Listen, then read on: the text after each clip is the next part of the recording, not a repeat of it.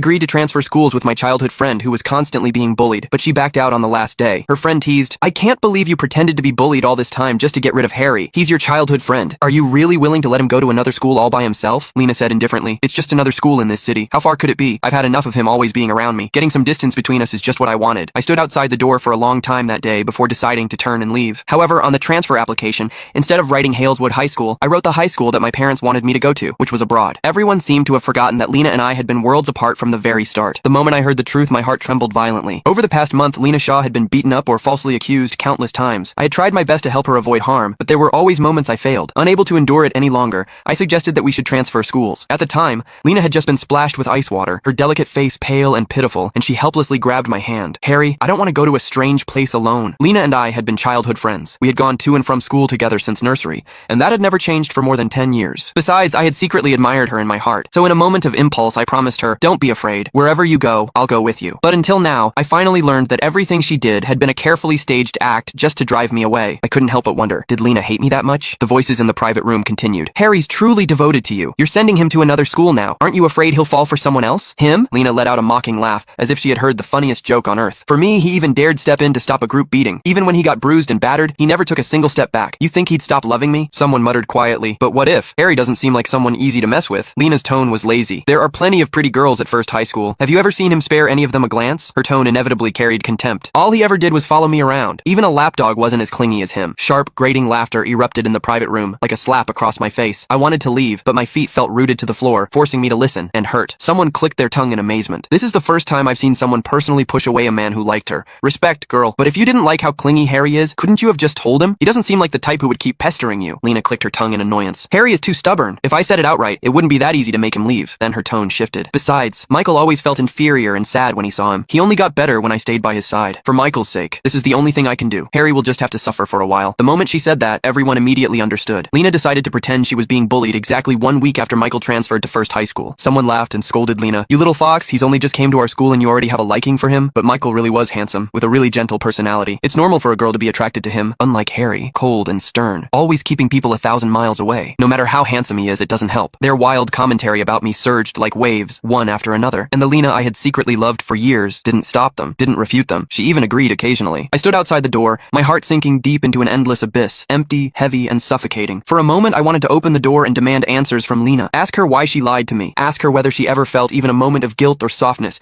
watching me get beaten while protecting her. Ask her if she ever thought about our more than 10 years of friendship before doing all this. But in the end, my mother's voice echoed in my ears. "Don't do unnecessary things.